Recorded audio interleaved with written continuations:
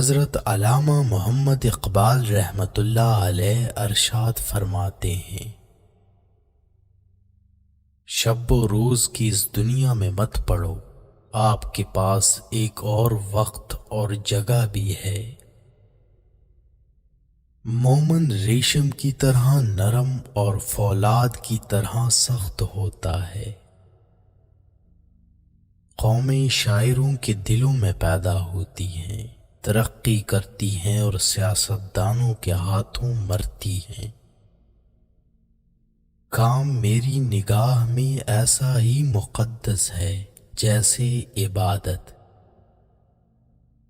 زندگی کا راز یہی ہے کہ جہاں رہو، جس حال میں رہو، خوش رہو، مطمئن رہو۔ مہمان نوازی پیغمبروں کا خاصہ ہے اور فقر کی پہلی منزل کسب حلال ہے۔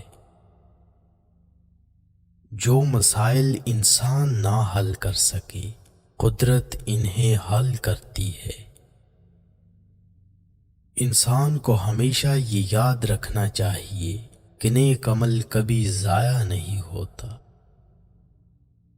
اگر آدمی بننا چاہتے ہو تو بنی آدم کا احترام کرو۔ دل ایک ایسی چیز ہے جو امیر کے پہلو میں نہیں۔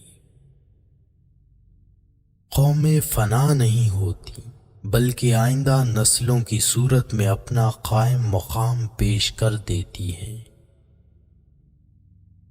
یقین ایک عظیم قوت اور انصاف ایک بیش بہا خزانہ ہے، اور صبر ایک عظیم سعادت ہے۔ مسلمان کے لیے جائے پناہ صرف قرآن پاک ہے۔ قرآن پاک کو صرف پڑھا نہ کرو، سمجھا بھی کرو۔ مسلمان کی حقیقی اساس توحید اور ختم نبوت کے عقیدے پر ہے۔ وہ گھر ہزار صد تحسین کے قابل ہے جس میں روزانہ صبح کے وقت قرآن پاک کی تلاوت ہوتی ہے۔ ایک بڑے استاد کی حیثیت سورج کی سی ہے جو اپنی روشنی و حرارت ہر چیز تک بے کم و کاست پہنچاتا ہے۔ دوسروں کے سہارے زندگی بسر کرنا قرآن کی روح سے کافری ہے۔ انسانی پیدائش کا مقصد تسخیر کائنات ہے۔ آج کا انسان اپنی روزی کی فکر میں رزق تلاش کر رہا ہے اور اپنے رزاق کو بھول بیٹھا ہے جو اسے رزق دیتا ہے۔ غلامی بہت بڑی لعنت ہے اور محکومی بھی۔ عشق رسول دین بھی ہے اور دنیا بھی۔ اس کے بغیر انسان نہ دین کا رہتا ہے نہ دنیا کا۔ ہر شخص کو طبیعت آسمان سے ملتی ہے اور زبان زمین سے۔ وہ بندہ کبھی ذلیل نہیں ہو سکتا جس میں یہ ایک خوبی ہو کہ وہ عاشق رسول ہو۔ تجربے سے معلوم ہوا ہے کہ لوگ اخلاص اور دیانت کے بہت بڑے دشمن ہیں۔ جو شخص اپنی عظمت کے گیت گائے وہ کبھی عظیم نہیں بن سکتا۔ ایک سوچنے والے زندہ انسان کے خیالات میں تبدیلی ہوتی رہتی ہے، نہیں بدلتا تو پتھر نہیں بدلتا۔ زندگی موت کی ابتدا ہے اور موت زندگی کا آغاز۔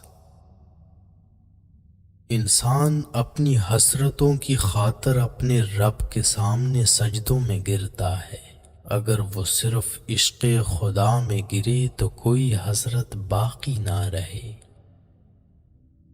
قلب کی فطرت ہی ایسی ہے کہ وہ محبت سے رام ہو سکتا ہے، مخالفت اور عداوت سے نہیں۔ میں نے آسمان کی رگوں کی حرکت اور چاند کی رگوں میں دوڑتا ہوا خون دیکھا ہے۔ علم کی جستجو جس رنگ میں بھی کی جائے عبادت ہی کی ایک شکل ہے۔ آج کل تعلیم زیادہ ہے اور علم کم، جبکہ پہلے زمانے میں علم زیادہ تھا اور تعلیم کم۔ تم کامیابی اور ناکامی پر نظر نہ کرو، اپنے مقصد تخلیق کو پہچانو اور جد و جہد کیے جاؤ۔ ہر وہ چیز جس کے پاس زندگی ہے مر جاتی ہے اگر اسے غیر سازگار ماحول میں رہنا پڑے۔ مصیبت ایک عطیہ خداوندی ہے تاکہ انسان اپنی زندگی کا مشاہدہ کر لے۔ محبت کرنے والا بندہ خدا کی راہ پر چلتا ہے، مومن اور کافر دونوں سے محبت کا اظہار کرتا ہے۔ میں تمہیں مومن کی نشانی بتاتا ہوں، جب موت آتی ہے تو ہونٹوں پر مسکراہٹ ہوتی ہے۔ قطرہ سمندر میں مل کر فنا ہو جاتا ہے اور میں قطرہ رہبر سمندر بننا چاہتا ہوں۔ آپ کے ماضی سے حال نکلتا ہے اور حال سے آپ کا مستقبل جنم لیتا ہے۔ میں سچ کہتا ہوں، آپ کا دشمن بھی آپ کا دوست ہے، اس کی موجودگی آپ کی زندگی کو بھرپور بنا دیتی ہے۔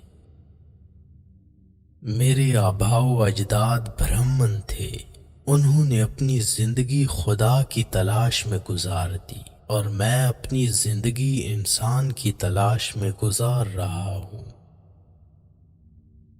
اپنی تاریخ کو محفوظ کریں، لازوال بنے گزرے ہوئے وقتوں سے نئی زندگی حاصل کریں۔